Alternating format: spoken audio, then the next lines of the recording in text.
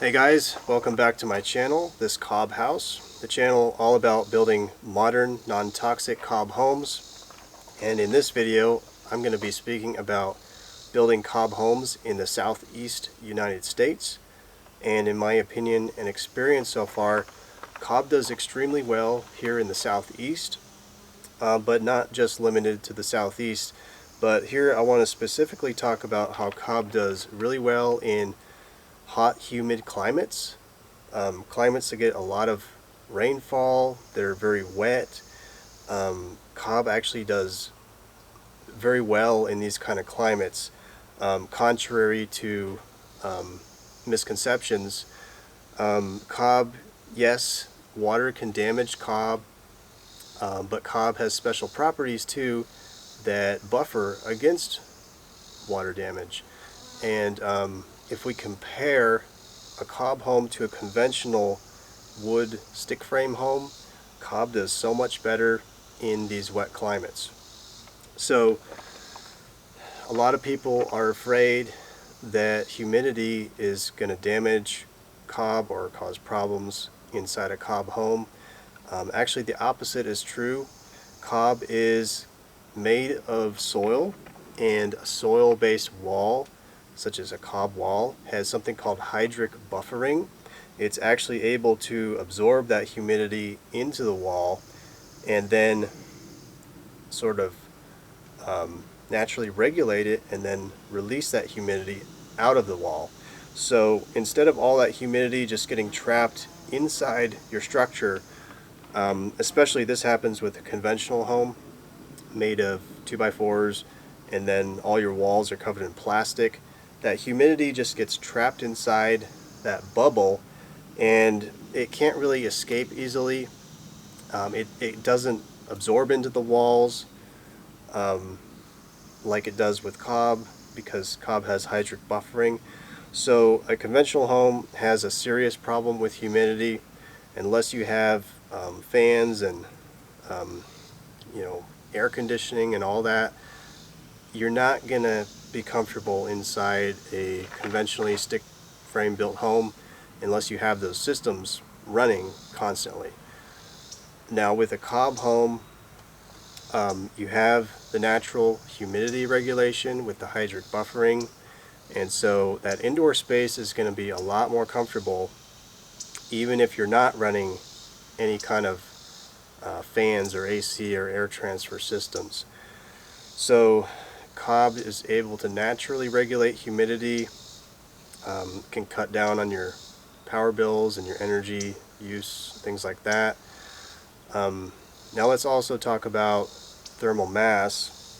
So Cobb does really well here in the southeast because we do have hot summers and our winters are not very cold. So the thermal mass of a Cobb wall really does a great job at naturally regulating the indoor temperature of your building.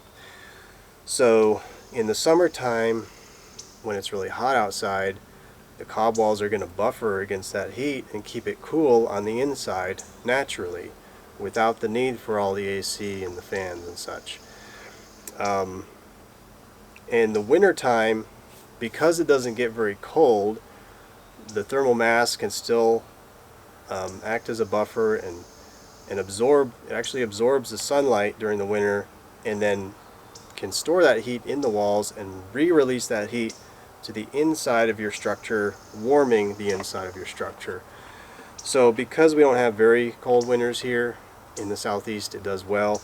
Now if you're up very far north in really frigid climates, I might recommend building with a more insulative material such as straw clay or hempcrete, because you might need that insulation.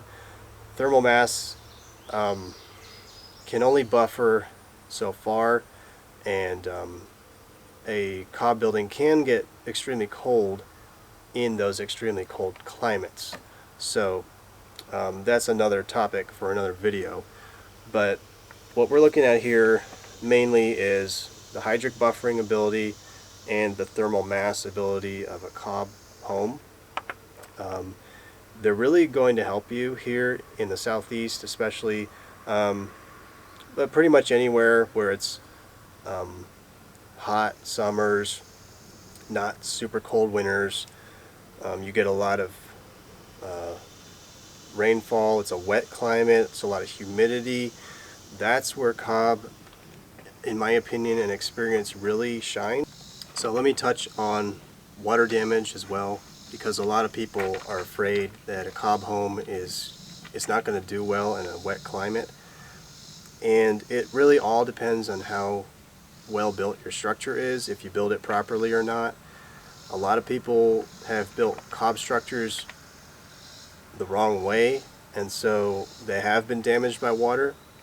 But that's not a problem with Cobb itself. That's a problem with the way that that structure individually was built.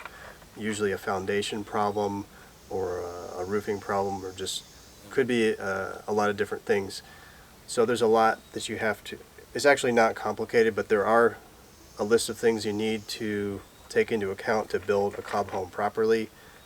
Mostly that goes in the foundation and then your roofing system. But as long as you build your Cobb home properly, then you're not going to have any problems with heavy rainfall or moisture. It's really a non-issue if the Cobb home is built right. And so your foundation, your roof overhang, your plaster, those three basic things, those are going to protect your Cobb walls pretty much 100% from water.